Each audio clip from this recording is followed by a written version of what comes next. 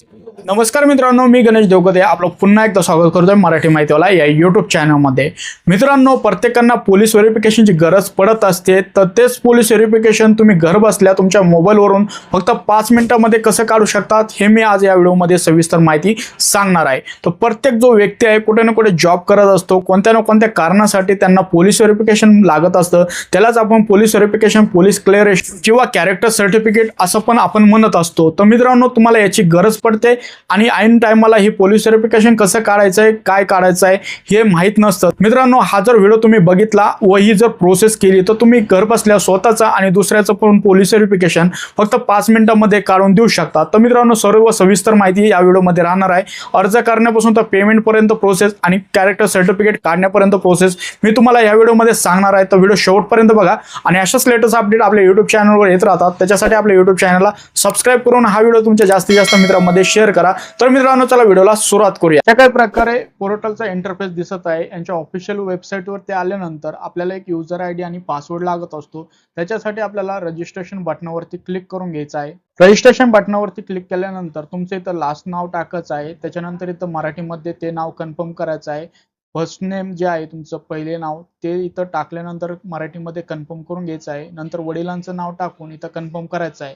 इथं तुम्हाला तुमची जन्मतारीख सिलेक्ट करायची आहे, तुमचं जेंडर सिलेक्ट करायचं आहे. त्याच्यानंतर तुमचं जे SP ऑफिस आहे कुडाळला आहे ती सिटी तुम्हाला इथे निवडायला लागत असते. त्याच्यानंतर तुमचा जो मोबाईल नंबर आहे तो टाकायचा आहे आणि एक पासवर्ड तुम्हाला बनवायचा आहे. जो पासवर्ड इथे टाकता तोच इथे पासवर्ड टाकून घ्यायचा आहे. त्याच्यानंतर तुम्हाला याच्यातला जो नंबर विचारेल, कोड विचारेल तो टाकायचा आहे. जसं की फर्स्ट नंबर काय आहे तो 87 आहे, तर इथं टाकून सबमिट बटनावरती क्लिक करायचं आहे. ही प्रोसेस झाल्यानंतर एक मोबाईलवरती OTP येईल. त्याच्यानंतर तुमचा जो OTP आलेला आहे तो OTP टाकून व्हेरीफाय बटनावरती क्लिक करायचा आहे. त्याच्यानंतर तुमचा ID पासवर्ड बनत असतो. ID मोबाईल नंबर असतो आणि पासवर्ड जो तुम्ही इथं टाकता तो पासवर्ड इथे तुम्हाला देण्यात येत असतो. होमवरती यायचं आहे. होमवरती आल्यानंतर इथं तुमचा जो मोबाईल नंबर आहे तो टाकून घ्यायचा आहे आणि जो नवीन पासवर्ड बनवला आहे तो टाका. त्याच्यानंतर कॅप्चा फिल करा आणि लॉग इन बटनावरती तुम्हाला क्लिक करून घ्यायचं आहे. काय इंटरफेस बघायला भेटतं. त्याच्यानंतर इथं होमच्या खाली सर्व्हिसेस ऑप्शन येईल. इथं तुम्हाला बघू शकतात कॅरेक्टर सर्टिफिकेट, तर हे आपल्याला रेग्युलर मध्ये काढण्यासाठी आहे कॅरेक्टर सर्टिफिकेट. काही सिक्युरिटी गार्ड असेल तर सेम प्रोसेस ती इथून काही प्रोसेसचा काही बदल नसतो. ते इथं सिक्युरिटी गार्डसाठी आणि police clearance certificate for abroad यांच्यासाठी असतात. आपण कॅरेक्टर सर्टिफिकेट काढणार आहोत. आता इथे तुम्हाला नेक्स्ट बटनावरती क्लिक करायचं आहे. सर्वप्रथम इथं बघू शकता संपूर्ण जो डॉक्युमेंटचा क्रायटेरिया आहे तो देण्यात आलेला आहे. हे डॉक्युमेंट वाचून एवढे जे डॉक्युमेंट आहे 4 ऑप्शन मधले प्रत्येकी एक डॉक्युमेंट तुम्हाला इथं लागणार आहे. त्याच्यानंतर काही 4 स्टेप राहतात. तुम्हाला ऍड्रेस इन्फॉर्मेशन द्यायची आहे, जनरल इन्फॉर्मेशन आणि पोलीस स्टेशनची इन्फॉर्मेशन देऊन पेमेंट करावं लागतं. तर आपण आता अर्जासाठी प्रोसेस करणार आहोत. तर इथे नेक्स्ट बटनावरती क्लिक करायचं आहे. आता थोडं खाली यायचं आहे. आता इथून आपली अर्जासाठी जी प्रोसेस आहे ती चालू होत असते. आता सर्वप्रथम इथं तुम्हाला तुमचं नाव टाकायचं आहे, जसं आधार कार्ड वरती असेल तसं. त्याच्यानंतर जी माहिती आहे मराठीमध्ये व्हेरीफाय करायची. आता प्रत्येक वेळेस इथं मराठीमध्ये ऑप्शन दिलेला आहे, तिथं तुमची जी ऑटो मध्ये मराठी लँग्वेज मध्ये जी माहिती आहे ते येत असते. तरी पण तुम्ही एकदा व्हेरीफाय करा आणि जर काही चूक असली तर ती दुरुस्त करून टाईप करून स्वतः ती तिथं माहिती भरू शकता. इथं नाव टाकल्यानंतर पूर्ण नाव टाकल्यानंतर याच्यातून तुम्ही हे डॉक्युमेंट दिले आहे, याच्यातून एक डॉक्युमेंट देऊन इथं तुम्हाला त्या आयडीचा नंबर द्यायचा असतो. त्याच्यानंतर आधी इथं बघू शकता प्रेझेंट रेसिडेन्शियल ऍड्रेस. आता तुमचा स्थायी आणि निवासी जो पत्ता आहे तो इथं टाका लागतो. बिल्डिंगचं नाव, मार्ग, लँडमार्क, लोकॅलिटी, तुमचं राज्य कोणतं आहे ते निवडायचं आहे, जिल्हा कोणता आहे ते निवडायचं आहे.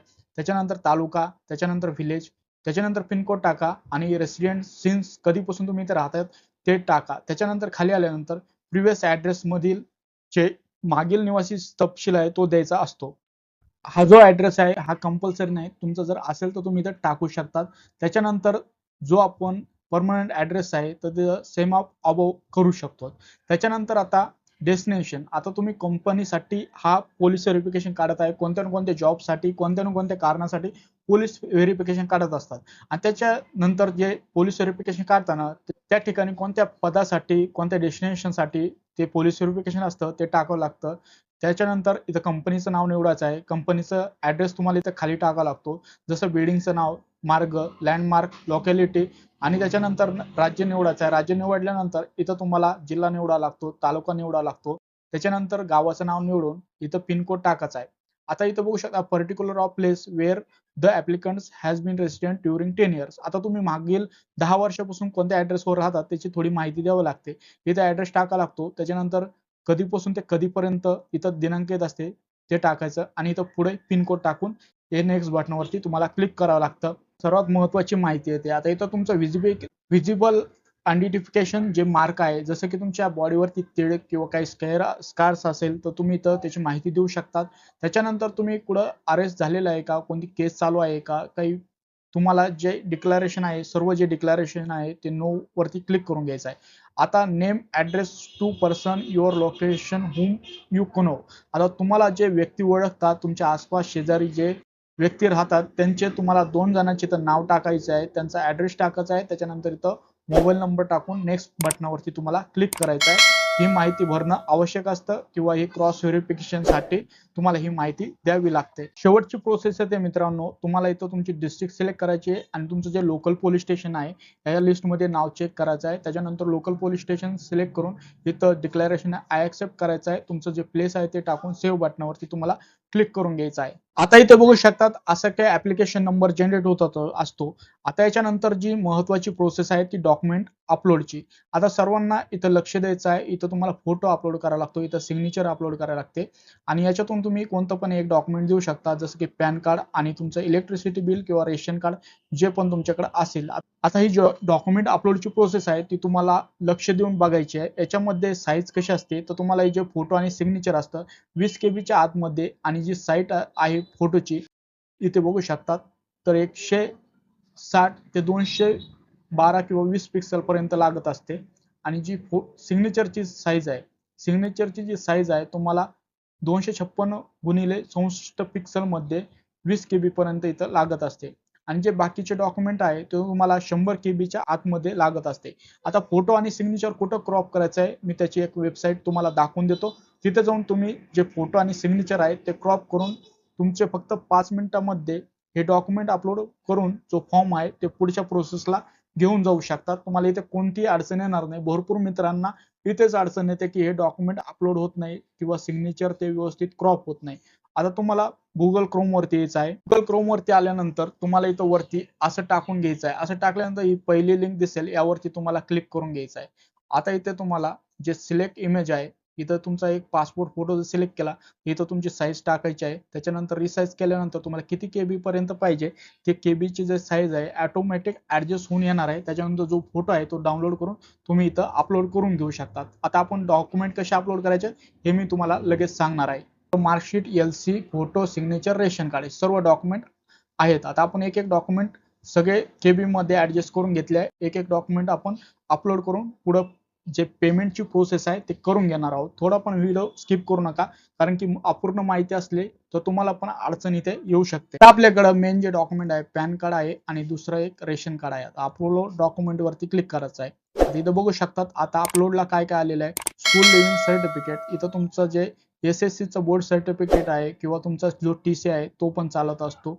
आता इथं आपण जे लिव्हिंग सर्टिफिकेट आहे ते देणार आहोत. त्याच्यानंतर आपल्याला पॅन कार्ड अपलोड करायचं आहे. पॅन कार्ड इथं अपलोड करून घेतल्यानंतर इथे बघू शकतात डॉक्युमेंट अपलोड झाले आहेत. आता आपण इथं सेव्ह बटनावरती क्लिक करणार आहोत. तुम्हाला काही असे डॉक्युमेंट अपलोड झालेले दिसेल, इथं कंटिन्यू बटनावरती क्लिक करायचं आहे. आता आपल्याला जो पूर्ण फॉर्म आहे तो तुम्ही वाचून घेऊ शकतात, कन्फर्मेशन करून घेऊ शकतात. त्याच्यानंतर पेमेंटची प्रोसेस मी तुम्हाला लगेच दाखवून देणार आहे. कन्फर्मेशन केल्यानंतर तिन्ही ऑप्शन मधून पुढे आल्यानंतर प्रोसीड टू पेमेंट वरती क्लिक करायचं आहे. आता आपल्याला पेमेंट किती करायचं आहे तर 159 रुपये करायचं आहे. पे ऑनलाईन वरती क्लिक करायचं आहे. इथं गेल्यानंतर IMPS वरती क्लिक करा. इथं प्रोसीड टू पेमेंट वरती क्लिक करून घ्यायचं आहे. त्याच्यानंतर आपल्याला एक QR शो होईल, त्याच्यावरती आपल्याला पेमेंट करायचं आहे. इथं खाली UPI QR आहे. त्याच्यामुळे काय होतं मित्रांनो, इन्स्टंट जे पेमेंट आहे ते होत असतं. इथे तुम्हाला थोडी पण वाट बघावी लागत आणि हे पेमेंट आहे हे कधीच अटकत नसतं. त्याच्यानंतर आपण लगेच पेमेंट केल्यानंतर आपल्याला जी पावती रिसिप्ट जनरेट होते ती सांभाळून ठेवावी लागते. आपण पेमेंट केल्यानंतर अशी काही जी रिसिप्ट आहे ती डाउनलोड होते.